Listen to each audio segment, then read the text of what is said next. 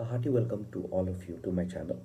And today we'll be discussing regarding a topic that is the smart work that one needs to do while pursuing PhD.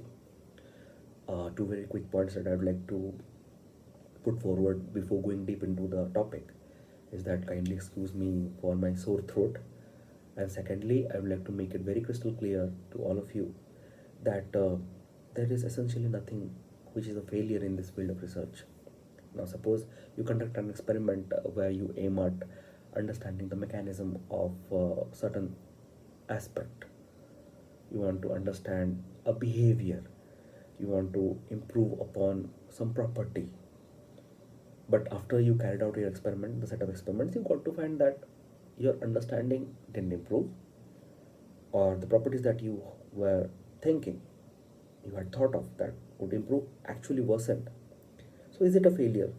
Essentially, it is not, because you can always report those things, those findings in a journal, and anyone who is working on a similar field can actually go through and then decide the most essential thing where not to put their resources in, like the time, the money, the work, where not to use them. So, that in that way, you are actually contributing to the field of science. So that settles the point that nothing is a failure in this field of research. Now, now smart. The word smart is something which we hear on daily basis in today's date. We have got smart TVs, we have got smart mobiles, we have got smart cars. Now, if you understand what, if you go, if you try to understand what the word smart means, it is essentially something which can adapt or change with time.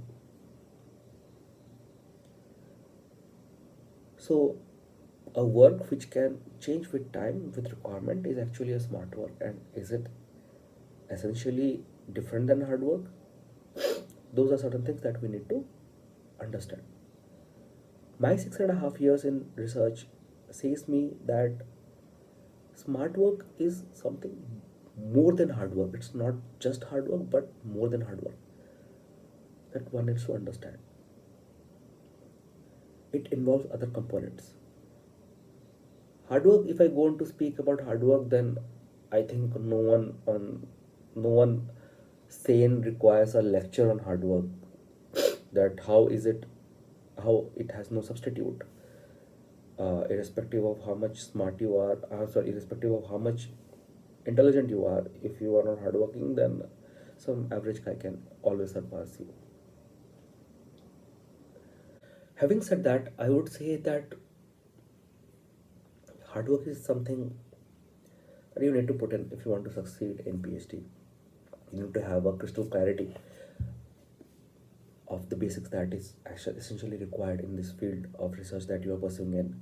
You need to be thorough with the subjects that are needed, and for that I would suggest that better you have a clear discussion with your guide or co-guide, both of them included if you have one, so that you don't make a mistake of taking up some random subject as a coursework and then later regretting it. So have a clear cut clarity in the basics of the subject.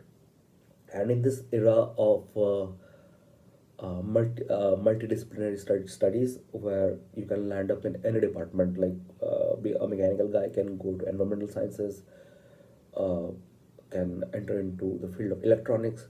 So make it sure that you are clear with the basics that is required to excel in the new field. So the lack of basics don't essentially act as a hindrance when you are deep into research. So that is something which is very important. So hard work has no substitute, so there is essentially no escape from it. uh, the other three components are something which I have understood over a period of time of 6.5 years that I have been in research, as I've already told you. So the first component being planning. The first component is essentially planning.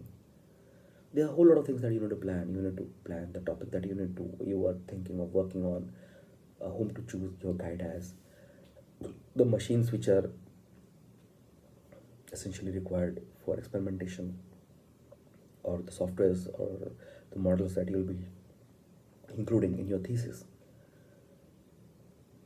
And also you need to plan in accordance to the expertise that your lab has.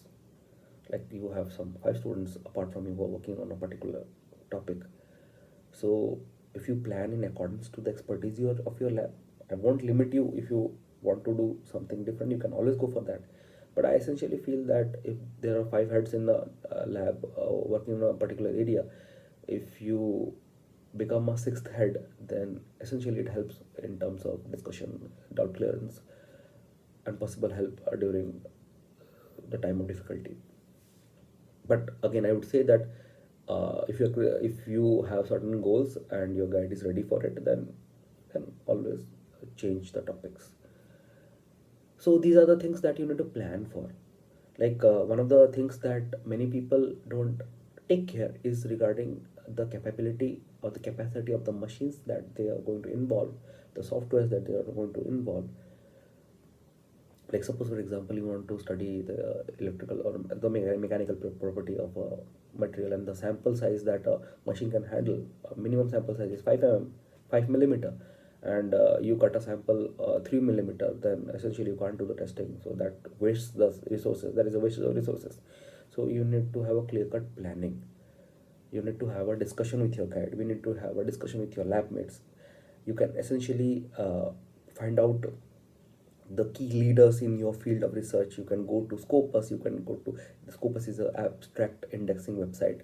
You can go to Scopus and Web of Science if you have those services, or you can go to Google Scholar and you can find out that who are the leaders in your field of research, and you can essentially also write them mails telling them regarding the certain doubts that you have.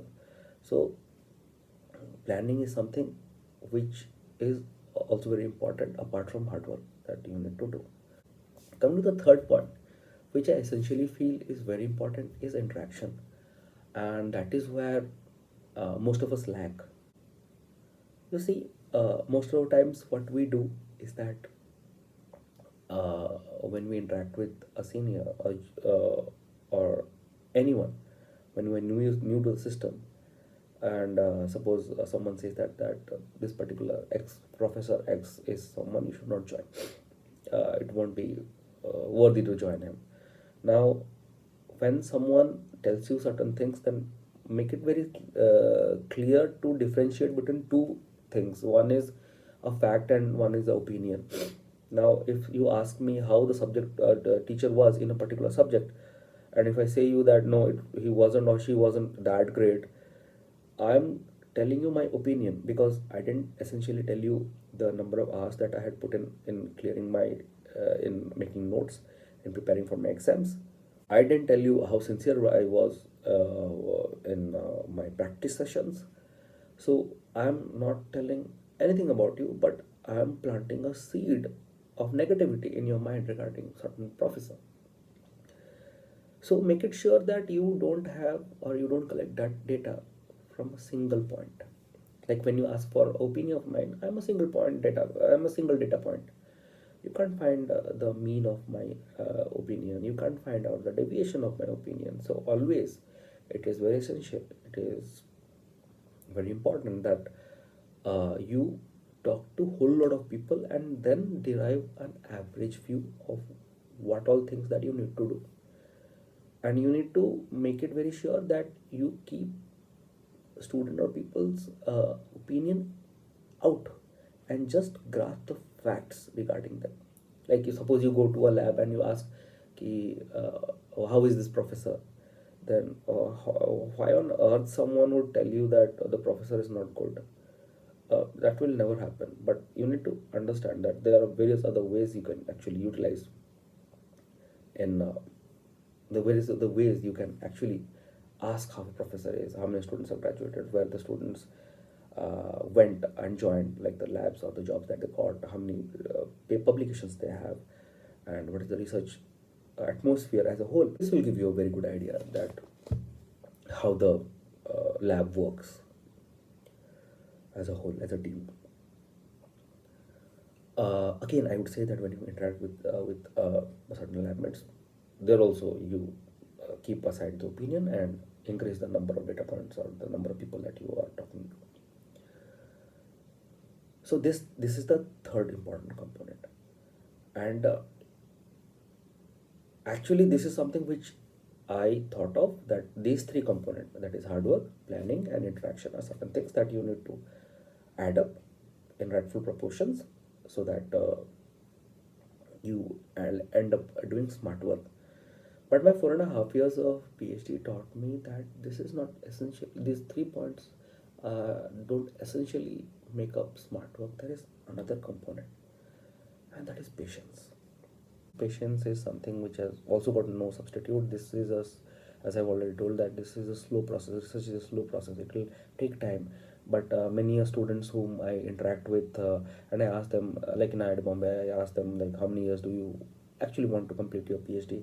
Any expectation that you have? They say, most of them say that 3 years, 3.5 years. Essentially, I would say 3.5 years, at least in IIT Bombay, no one gives you a PhD. Mostly in most of the department that I know, it is essentially, at least not in metallurgy department, I can guarantee you that it's somewhere in 4.5 years or 4 years or 5 years. 3 years, no one gives it.